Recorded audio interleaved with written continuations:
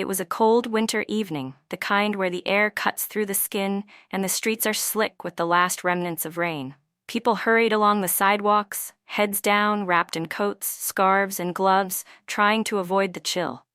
Among them, a young boy, no older than 10, stood on the corner of a busy street.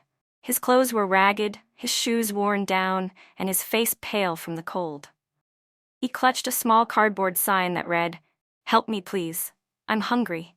His eyes, though filled with fear, held a glimmer of hope as he scanned the crowd, waiting for someone to stop. As he watched, a man passed by. He was different from the rest of the hurried pedestrians, his face familiar, almost unreal. It was Johnny Depp. The boy's heart skipped a beat. He had seen him in movies on the screen, but now he was right there, just a few feet away. Johnny Depp wasn't just a movie star to this boy. He was the embodiment of something better, someone who could make the world seem less harsh, even if just for a moment. The boy hesitated for a moment, but then his hunger and the desperation in his chest pushed him forward. "Excuse me, sir," the boy's voice trembled. "Can you help me? I'm hungry. I haven't eaten in days." Johnny slowed his pace, his eyes locking onto the boy's. He looked down, taking in the tattered clothes, the dirt smeared across his face, and the genuine need in his eyes. For a brief moment, Johnny seemed unsure, as if something deep within him was stirring. But before the boy could say another word, Johnny spoke, his voice soft yet firm. "Why are you out here like this?" Johnny asked, his tone carrying an edge of concern. The boy looked down, shuffling his feet, unsure how to answer. I don't have anywhere else to go," he whispered. Johnny stood still for a moment, the weight of the boy's words sinking in. The bustling crowd around them seemed to fade away, and for a brief second, it was just the two of them on the street, connected by an invisible thread of empathy. Johnny crouched down to meet the boy's eye level, his face softening. "Where are your parents?" Johnny asked gently, his heart heavy with the boy's vulnerability. The boy's eyes flickered with a mixture of sadness and fear. He shook his head slowly, as if the very mention of his parents caused a wave of pain to crash over him. "I don't have parents anymore," he said, his voice barely a whisper. They died last year. I've been living on the streets since." Johnny's expression tightened, his chest aching with a mixture of disbelief and sorrow. The boy's story was more than heartbreaking, it was devastating. How could a child end up alone, with nothing but the harsh cold and the unforgiving streets as his companions? Johnny felt a surge of anger rise up, not at the boy, but at the world that had let this happen. Without thinking, Johnny stood up abruptly, scanning the street. He spotted a nearby cafe, its warm glow cutting through the night. "Come with me," he said urgently, reaching for the boy's hand. "Let's get you something to eat. You're not spending another night out here alone." The boy hesitated, unsure if he could trust this stranger. But something in Johnny's eyes, something warm and genuine, made him take a step forward. Johnny didn't let go of his hand as they walked toward the cafe, the boy following hesitantly, but with a sense of hope he hadn't felt in a long time. As they entered the cafe, Johnny's presence caught the attention of everyone inside. Whispers filled the air, but Johnny paid no mind. He led the boy to a corner booth, pulling out the chair for him. "Wait here, I'll get you some food," Johnny said, his voice calm but firm. The boy sat down, his heart pounding, still unsure if this was real. He had always dreamed of meeting someone like Johnny Depp, but never imagined it would happen under these circumstances. As Johnny walked to the counter, the boy's eyes followed him, and he couldn't help but wonder if this was some kind of dream. What if Johnny just walked away, leaving him alone, once again? But Johnny didn't leave. He came back with a tray of food, setting it in front of the boy with a smile that made everything feel okay for a moment. "I didn't bring you here just for food," Johnny said softly as the boy eagerly dug in, the warmth of the meal filling him in a way he hadn't felt in months. "I want to help, but I need to know, what happened to you? Why are you really on the streets?" The boy's hands trembled as he ate, the food filling a hollow emptiness in his stomach, but also awakening a deeper emptiness inside. He wanted to trust Johnny, but the pain of his past had built walls around him. How could he explain everything? The feeling of being abandoned, the pain of losing his parents, and the fear that the world had forgotten him. But Johnny didn't press him. He sat quietly across from the boy, giving him the space to speak, letting him know without words that he was there to listen. And slowly, the boy began to speak. The boy hesitated, his hands fidgeting with the edge of his plate as he gathered the courage to speak. It was as if a dam had been holding everything in, and now, with Johnny sitting there, quiet, patient, and without judgment, the words began to spill out. "My mom and dad, they were everything to me," the boy began, his voice wavering with the weight of the memories. "They died in a car accident last year. I was with them, but I don't remember much. I woke up in the hospital, but they didn't. After that, I went to live with my aunt. She said she would take care of me. But then, she started yelling at me, saying I was a burden. I didn't want to be there anymore, so I ran away." Johnny sat quietly, his heart breaking as the boy continued, his eyes distant, lost in the past. "I didn't know where else to go. I didn't want to be a problem to anyone, so I ended up on the streets. I tried to find work, but no one would hire me. I got really hungry sometimes, but I told myself it didn't matter. It's just me now. I have to survive." The boy's voice cracked, and he wiped his eyes quickly, as though he were ashamed of the tears that threatened to fall. Johnny's heart ached for him, for the weight of what this child had endured, and yet the boy still carried on. He was strong in a way Johnny couldn't fully understand. "You're not a burden," Johnny said, his voice raw with emotion. "You're not alone in this. You have me, and I'll make sure you're not forgotten. We'll figure this out together, all right?" The boy looked up, his eyes meeting Johnny's, searching for any sign of deceit. But all he saw was sincerity. For the first time in a long while, the boy allowed himself to believe. He allowed himself to feel the warmth of hope creeping back into his heart. Johnny leaned back in his chair, his face serious, though there was a hint of determination in his eyes. "I want to help you find a better place, a place where you can feel safe, where you can be you. It's not going to be easy, but I'll be with you every step of the way. But first," he said, his voice softening as he pointed to the plate in front of the boy, "you need to eat. You deserve to be full, to feel something good for once."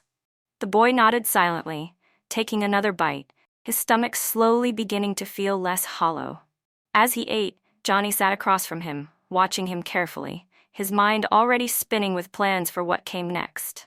He wouldn't let this boy slip through the cracks, not if he could help it. But just as Johnny was about to speak again, a familiar voice interrupted them. A woman at the counter had been watching them closely, and now she approached the table, a frown on her face. "Excuse me, but are you really helping him?" she asked, her tone sharp, skeptical. "I mean, he's just a street kid." "You can't trust them? They're trouble." Johnny's jaw clenched at the woman's words. He could feel the anger rising in his chest, but he kept his voice calm as he met her gaze. "You don't know him, and neither do I, but I'm willing to try." "What are you doing to help?" he asked, his words cutting through the tension in the air. The woman hesitated, looking away. There was no response. It was as if Johnny's simple question had struck a chord deep inside her, one she wasn't willing to face. "Exactly," Johnny muttered under his breath, before turning back to the boy. "Don't listen to her. You're not a problem, you're a person, and people deserve kindness." The boy smiled weakly, but for the first time in a long while, it was a real smile, the kind that came from a place of hope. Johnny reached into his coat pocket, pulling out a small notebook and a pen. He scribbled something down quickly and handed it to the boy. "Here, take this number.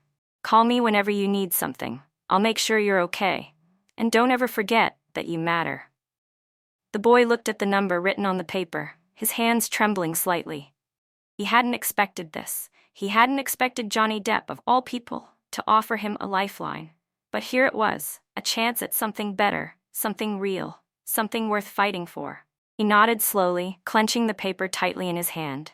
"Thank you," he whispered, his voice thick with emotion. Johnny smiled, a warmth in his eyes that seemed to make the entire room glow. "You're welcome. Now, let's finish that meal. And remember, you're never alone." But as Johnny turned his attention back to the boy, something caught his eye, something that made his stomach churn. The woman at the counter was watching them still, her gaze filled with judgment, her lips curled in a quiet sneer. And in that moment, Johnny realized something that would change everything. As Johnny caught the woman's gaze again, the unease in the pit of his stomach deepened. It wasn't just judgment he saw in her eyes, it was something darker, something colder.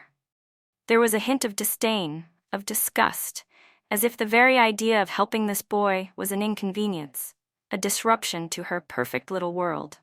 Johnny had seen that look before in the eyes of people who were too comfortable in their privilege, too blind to the suffering around them. He clenched his fists, his mind racing. He wanted to ignore her, to focus on the boy sitting across from him who was beginning to smile, his cheeks flushed from the warmth of the meal and the kindness he had never imagined he would receive. But Johnny shook the feeling that something about the woman's presence wasn't right. The boy, lost in the comfort of his meal, didn't notice the tension that had shifted in the room. Johnny felt the need to protect him, to shield him from the world that could be so cruel. He had made a promise to the boy, and he wasn't about to let anyone, especially some stranger, ruin that. Johnny stood up suddenly, pushing his chair back with a creak that made the room fall silent. The woman's gaze snapped to him, and he met it head-on, refusing to back down. "Is there a problem?" Johnny asked, his voice cool but edged with an unmistakable authority.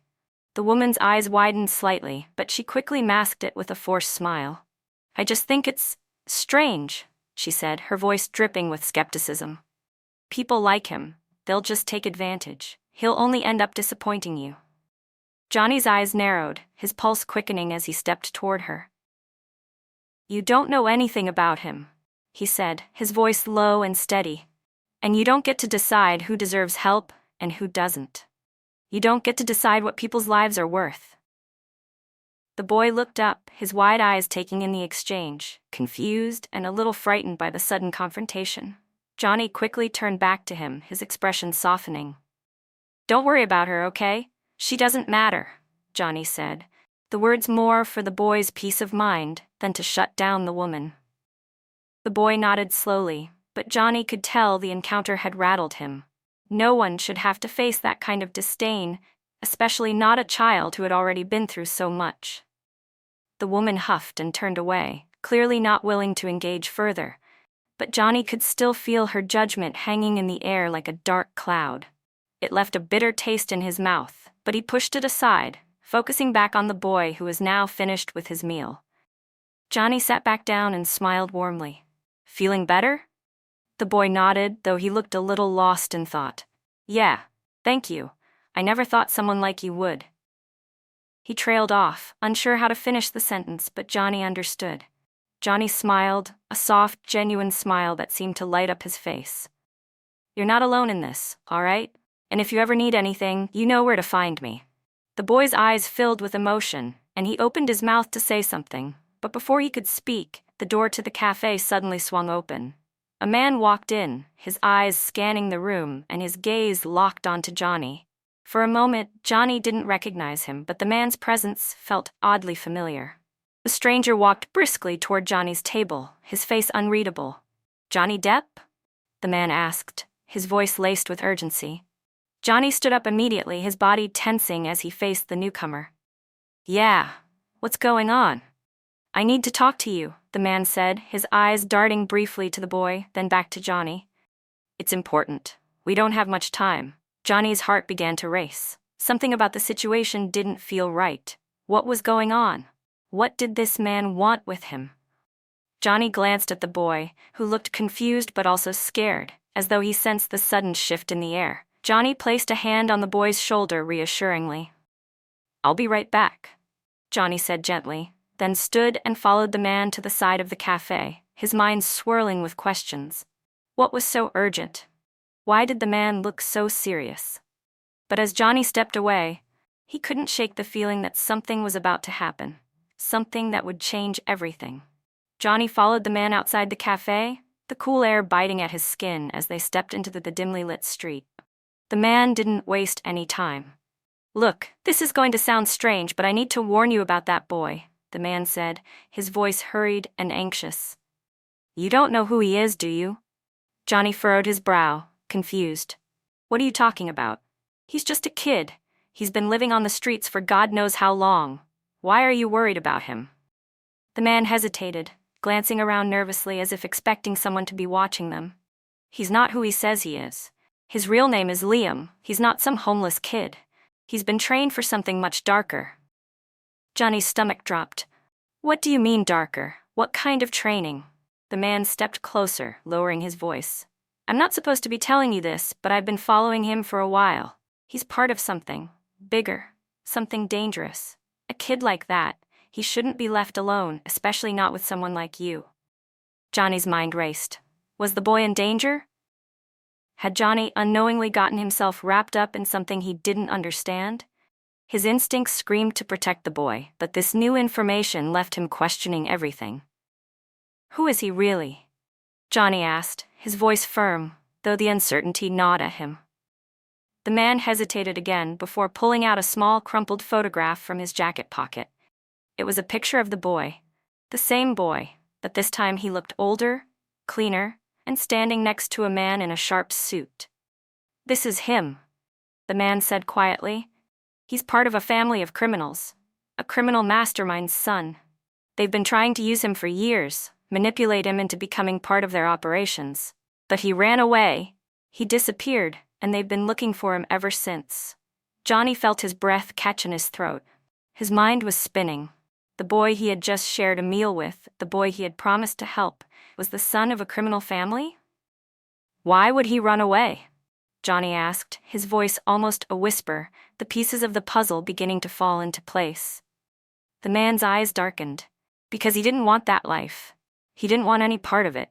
He knew what they were doing, what they were asking of him, but they've been searching for him ever since. They'll do anything to bring him back into the fold, even if it means hurting him, or others. Johnny's chest tightened as he processed the man's words. The boy had been running from a world of danger, a world that had no place for a child. And now, Johnny had unknowingly become part of his fight to escape it. As Johnny stood there, the weight of the revelation sinking in, his phone buzzed in his pocket. It was a text from the cafe's waitress. There's a situation with the boy. You need to get back now. Johnny's blood ran cold. What had happened? He turned to the man, urgency in his voice. I need to get back to him, now. The man nodded grimly. Don't trust anyone, not even me. You need to protect that boy. There's a lot more going on than you realize. Without another word, Johnny rushed back to the cafe, his mind racing. What had he gotten himself into? Was the boy in danger, or was Johnny now a pawn in something much bigger than he could have imagined?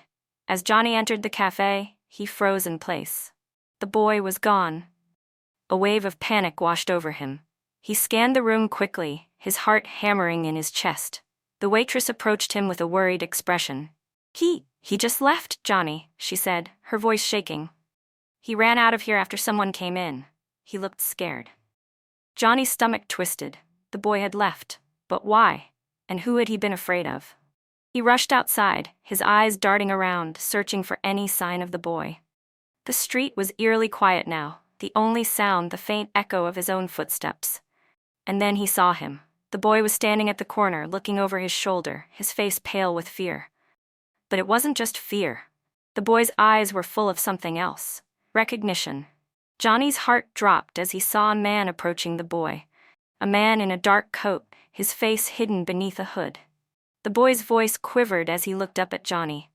I'm sorry, I didn't want you to get involved, he whispered, tears streaming down his face. But they're coming. They're going to hurt you if you don't let me go. Johnny's mind raced, his heart breaking at the boy's fear, his desire to protect him growing stronger. But just as he was about to approach the boy, the man stepped forward, blocking Johnny's path. This is bigger than you think, the man said, his voice cold and threatening. You've gotten yourself in the middle of something you can't stop. Let him go. You don't want to be part of this. Johnny's gaze flickered between the man and the boy, knowing that the choice he made in that moment would change everything. It was then that Johnny realized something. The boy had already made up his mind. He wasn't just running from danger. He was running toward freedom. Johnny knew then that it was his turn to decide. Would he let the boy go, knowing that he might never see him again? Or would he stand in the way, risking everything to protect him? In the end, Johnny knew one thing for sure. He wasn't going to let the boy face this alone. The story wasn't over yet. Johnny's mind raced as he took a step forward, his eyes locked onto the boy and the man in front of him. His heart pounded in his chest, torn between the overwhelming urge to protect the boy and the reality that he didn't know what kind of danger they were truly facing. The man's presence, the coldness in his eyes, told Johnny everything he needed to know. This was no ordinary situation. The boy looked up at Johnny, his face filled with a quiet desperation. "Please," he whispered, his voice barely audible, "just let me go. You don't understand what they'll do to you if they find out you're helping me.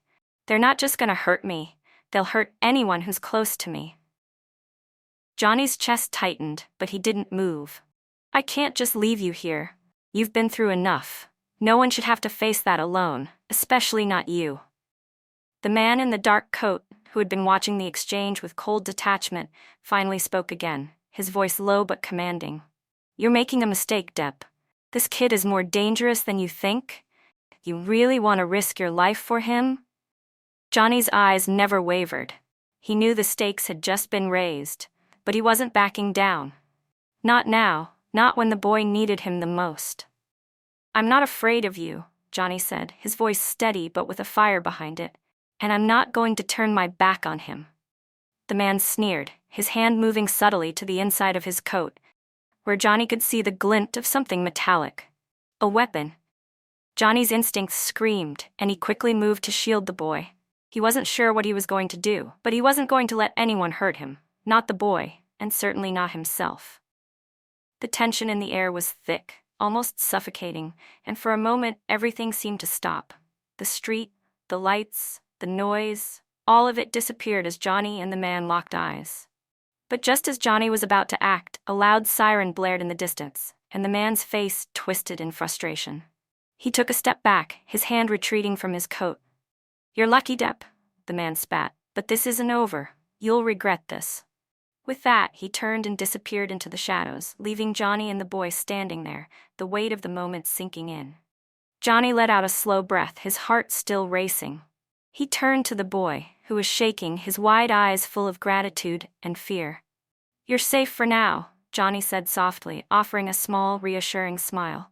"But we need to get out of here. We can't stay on the streets like this." The boy nodded, still in shock from everything that had just happened. But as Johnny reached out to guide him, the boy hesitated, his eyes clouded with uncertainty. "You really want to help me?" the boy asked quietly, almost as if he were testing Johnny's words. Johnny nodded without hesitation. "I do. I promised you, didn't I? You don't have to face this alone." For a moment, the boy said nothing, his eyes searching Johnny's face as though he were trying to understand the man who had come to his rescue. Then, slowly, the boy's lips curled into a faint, unsure smile. "Thank you," he whispered, his voice barely audible over the city's hum. Johnny nodded and took a step back. "Let's go. We'll figure this out, together." As they walked off into the night, Johnny couldn't shake the feeling that this was just the beginning. The danger wasn't over, and there were still so many unknowns about the boy's past and the people hunting him. But Johnny had made a promise, and he intended to keep it. The road ahead would be filled with challenges, perhaps even peril, but Johnny knew one thing for sure. He wasn't walking it alone. And neither was the boy. They had both found something they hadn't expected that night, and whatever came next, they would face it together. The night felt heavier now, as though the darkness itself was pressing down on them. Johnny and the boy walked side by side, their footsteps echoing on the quiet streets. Johnny kept his gaze ahead, trying to focus, but his mind couldn't shake the weight of the encounter with the man in the dark coat. Who were they, really? What did they want with the boy? They hadn't gone far when Johnny noticed the boy's pace had slowed, his eyes fixed on the ground. The fear was still there, lingering in his expression, and it made Johnny's heart ache. This child, so young, had already seen more of the world's cruelty than anyone ever should. Johnny stopped walking and turned to face him. "You don't have to keep pretending like you're fine," Johnny said gently. "It's okay to be scared. I am too. But we'll get through this together." The boy lifted his head, his eyes meeting Johnny's, and for the first time there was a flicker of hope in them. A hope that hadn't been there before. "Do you really mean that?" he asked quietly. Johnny smiled, a soft, reassuring smile. I do. I'm not going anywhere, and neither are you. We're in this together, kid. For a long moment, they stood there, the city lights flickering in the distance, both of them standing on the edge of something they didn't fully understand. The boy was right to be afraid, Johnny knew that. But he also knew something else. That this boy had the chance to make a choice. To step away from the darkness that had consumed his past and choose something else. Johnny reached into his pocket and pulled out his phone, quickly typing a message to his assistant. I need to find a safe place for this kid, someone who can help us. He hit send, then looked back at the boy. We're not staying on the streets, not for long. I'll make sure you're safe. The boy nodded, his body still tense, but there was a flicker of something in his eyes. Maybe it was trust. Maybe it was hope. But for the first time since Johnny had met him, the boy wasn't looking over his shoulder in fear. He was looking ahead. As they continued walking, Johnny could feel the change in the air. The weight of the night seemed to lighten just a little. And for the first time, Johnny allowed himself to breathe a little easier. They weren't out of danger, not by a long shot. But they were moving forward. And sometimes, that was enough. When they reached a quiet hotel, Johnny checked them in under a false name, making sure they were secure. He could tell the boy was exhausted, his eyes heavy from the emotions he'd been carrying. But he wouldn't let him sleep just yet. They had things to figure out. They had a plan to make. Johnny sat with the boy at the small table in the room, the boy looking up at him with gratitude, and something else, something Johnny couldn't quite place. I can't stay here forever, the boy said after a long pause, his voice barely above a whisper. They'll find me. I don't want you to get hurt because of me. Johnny shook his head. You don't have to worry about that. I won't let them hurt you, and I won't let them hurt anyone else who helps you. The boy met his gaze, his face still unsure, but something in his eyes had changed.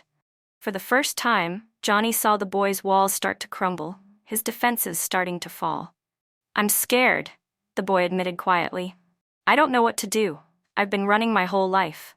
I've never had anyone care about me before. I don't know how to handle it. Johnny's heart ached. You don't have to handle it alone, not anymore. I'm here, and I'll do whatever it takes to help you. You don't have to run anymore. The boy swallowed hard, his eyes beginning to well up with tears.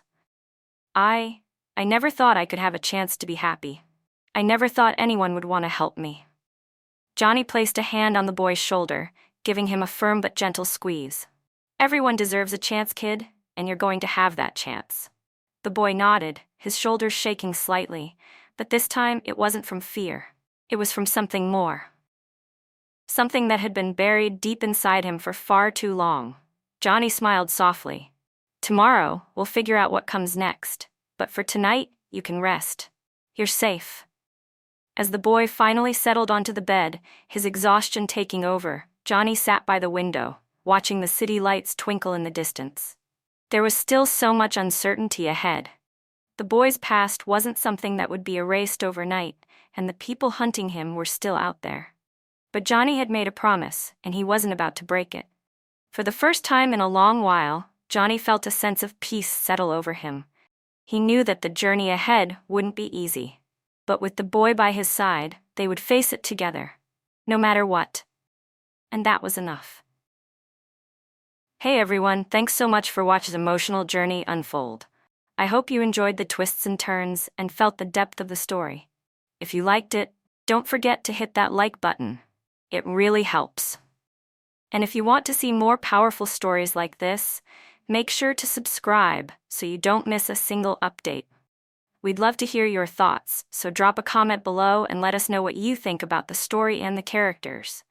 And if you know someone who would enjoy this, share the video with them. Let's spread the love. Thanks for your support, and see you next time.